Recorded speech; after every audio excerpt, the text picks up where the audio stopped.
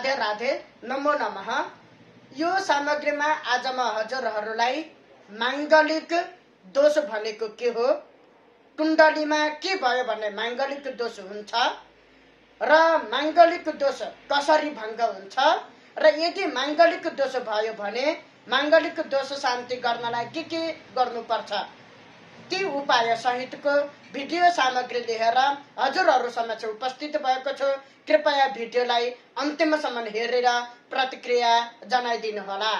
यो कुण्डली माङ्गलिक कुण्डली हो। प्रथम स्थान, चतुर्थ स्थान, यसै गरी सप्तम स्थान, आठौं स्थान र 12औं स्थानमा यदि मङ्गल ग्रह छन् भने त्यो कुण्डली माङ्गलिक कुण्डली हुन्छ।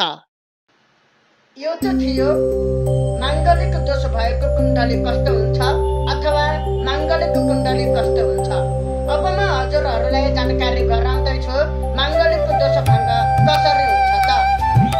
कुण्डलीमा माङ्गलिक दोष भङ्ग सबैभन्दा पहिला सुरुमा यदि मङ्गल ग्रह आफ्नो सो राशिमा छ भने, जस्तै मेष राशि र वृश्चिक राशिमा मङ्गल छ भने माङ्गलिक दोष भङ्ग हुँदछ।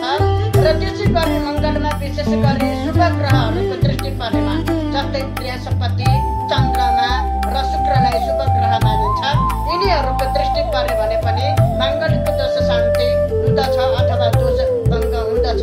यसै गरी ज्योतिषीहरूले बताउनु पनि भएको छ धर्मशास्त्रको नियम अनुसार, ताकि विवाह गर्दा माङ्गलिक कुण्डली भएको वर र वधु दुवैजनाको कुण्डली एक आपसमा मिलायो अथवा दुवैजनाको कुण्डली माङ्गलिक छ भने पनि माङ्गलिक दोष भङ्ग हुन्छ।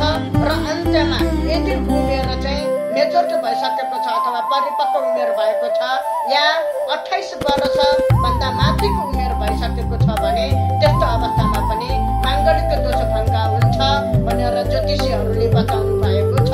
यदि हजुरको कुण्डलीमा माङ्गलिक दोष छ तर दोष भङ्ग भएको छैन र माङ्गलिक दोषले गर्दा वैवाहिक जीवनमा समस्या आउँछ जस्तो शङ्का लाग्दछ भने माङ्गलिक दोष शान्ति गर्ने उपाय पनि छन्। अनि यसको